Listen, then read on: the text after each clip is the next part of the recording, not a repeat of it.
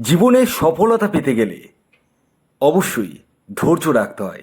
যারা ধৈর্য রাখতে পারে না তারা কিন্তু জীবনে সফল হতে পারে না, কারণ সময় কিন্তু একদম শেষ কথা বলে। তাই সময়ের উপর ছেড়ে দিন এবং আপনি আপনার নিজের কাজের উপর ফোকাসটা রাখুন। অন্যদের কথায় কিন্তু কান দেবেন না। কে কী বলছে সেটা কিন্তু বড় কথা নয়। যখন দেখবেন আপনার পকেটে প্রচুর টাকা চলে এসছে না, তখন আপনার শত্রুও কিন্তু আপনার পায়ের তলায় এসে নাক ঘষবে। এটাই বাস্তব। তো আসুন জেনে নেওয়া যাক মিথুন রাশির জাতক ও জাতিকার জুলাই মাস মানে আগামী মাস কেমন যেতে চলেছে, কোন কোন ক্ষেত্রে কি কি ঘটতে চলেছে সে সম্পর্কে আমি আপনাদেরকে একটা আগাম পূর্বাভাস জানাতে চলেছি।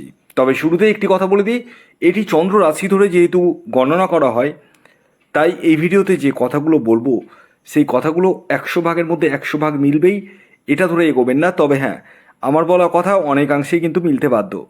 যাই হোক, আর দেরি না করে আমি আপনাদেরকে জানাই, অর্থাৎ জুলাই মাসে স্বাস্থ্য, শিক্ষা, দাম্পত্য জীবন, প্রেম জীবন কেমন যাবে আপনাদের। যারা আমার সাথে পরামর্শ করবো ভাবছেন এবং নিজের ব্যক্তিগত জন্মছককে বিচার করবো ভাবছেন, তারা এই হোয়াটসঅ্যাপ বুকিং নাম্বারে যোগাযোগ করতে পারেন। কারণ আমি যে রাশিফলটি এখন বলতে চলেছি সেটি আবারও বলে দিই, চন্দ্র রাশি ধরে গণনা করা হয়।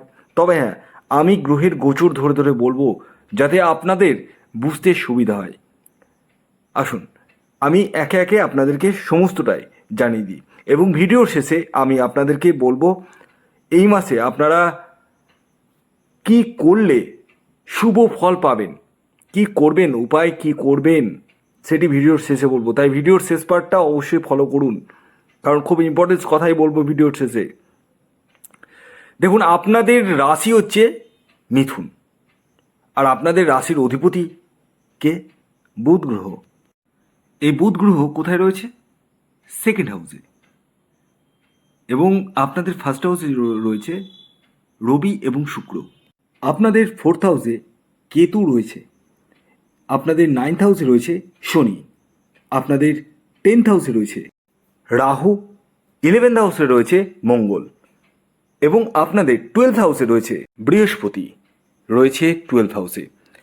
আসুন এই পরিস্থিতিতে, এই গ্রহের পরিস্থিতিতে আপনাদের কেমন যেতে চলেছে, স্বাস্থ্য, শিক্ষা, দাম্পত্য জীবন, প্রেম জীবন সমস্তটাই তুলে ধরবো। তবে আগে স্বাস্থ্য নিয়ে বলবো, কারণ স্বাস্থ্যই হচ্ছে সম্পদ।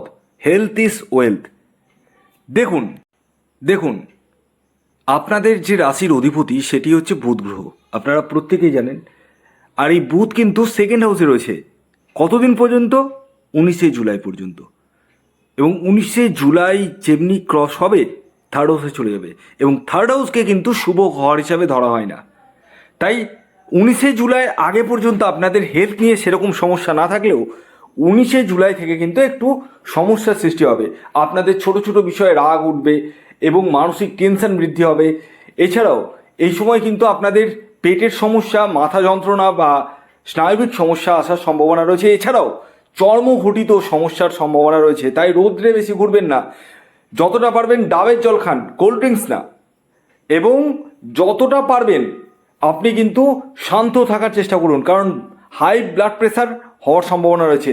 বড় কিছু ঘটলে কোনো অ্যাস্ট্রোলজার না, ডক্টরের সাথে পরামর্শ করুন। কারণ আমার যখন কোনো কিছু হয় আমিও কিন্তু ডক্টরের কাছেই যাই। তো স্বাস্থ্য নিয়ে এই জায়গাটা রয়েছে, এবং গুরুজনদের শরীর স্বাস্থ্য নিয়ে কিন্তু একটু চিন্তার বিষয় রয়েছে। হ্যাঁ, কিন্তু 19শে জুলাইয়ের পরবর্তী সময়। এরপর আসি আপনাদের শিক্ষা মানে এডুকেশন কেমন যেতে চলেছে। দেখুন, এই এডুকেশন কিন্তু 5th হাউস থেকে দেখা হয়।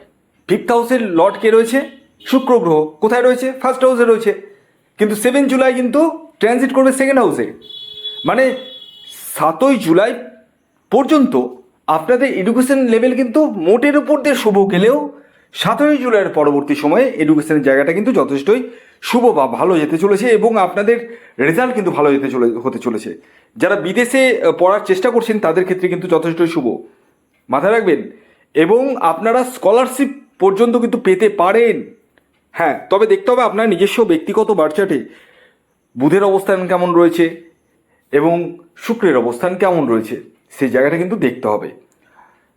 এরপর আসি আপনাদের প্রেম জীবন। কোন হাউস থেকে দেখা হয়? সেই ফিফথ হাউস থেকেই। যেমনটাই আমি বললাম, ফিফথ হাউসের লর্ড কে রয়েছে? শুক্র। শুক্র মানেই সুখ, শুক্র মানেই প্রেম। কোথায় রয়েছে? ফার্স্ট হাউসে রয়েছে। 7 জুলাই পর্যন্ত, 7 জুলাইয়ের পরে সেকেন্ড হাউসে চলে যাবে। তো কী হবে? সেকেন্ড হাউস মানেই হচ্ছে আপনাদের কুটুম্ব, আপনার বাচনভঙ্গি, আপনার কথাবার্তা অনেকটাই বেটার হয়ে যাবে। আপনারা সুন্দর কথা বলতে পারবেন, কাউকে পটিয়ে ফেলতে পারবেন। কোনো মেয়েকে বা কোনো, মানে বিশেষ করে মেয়ের কথাই বলছি, কোনো মেয়েকে পটিয়ে ফেলতে পারবেন, বা কোনো জায়গায় গিয়ে অ্যাপ্রোচ করলেন, সেই জায়গায় আপনি সাকসেসফুল হয়ে গেলেন, আপনার প্রেজেন্টেশনটা কিন্তু অনেকটাই বেটার হবে মানে 7 জুলাইয়ের পরবর্তী সময়, কারণ সেকেন্ড হাউসে চলে যাবে শুক্র। এবং আপনাদের মানে প্রেমের জায়গাটা অতীব মাত্রায় শুভ রয়েছে, একাধিক প্রেম আসার সম্ভাবনা রয়েছে। তবে হ্যাঁ, অতিরিক্ত কোনো জিনিসটাই আবার ভালো নয়। এমনকি আপনার দাম্পত্য জীবনেও কিন্তু তৃতীয় ব্যক্তির প্রবেশ ঘটারও সম্ভাবনা আমি দেখতে পাচ্ছি। হ্যাঁ, তাই বি কেয়ারফুল, বি কেয়ারফুল। এই মাসে সন্তান প্রাপ্তির জায়গাটাও কিন্তু শুভ রয়েছে। যারা সন্তানের জন্য প্রচেষ্টা করছেন তাদেরকে বলবো সন্তানের জন্য প্রচেষ্টা করুন। হ্যাঁ, আপনাদের সন্তানের জায়গাটাও কিন্তু যথেষ্টই শুভ। দাম্পত্য সুখের জায়গায় কিন্তু কিছু পরিমাণ বাধা আমি দেখতে পাচ্ছি।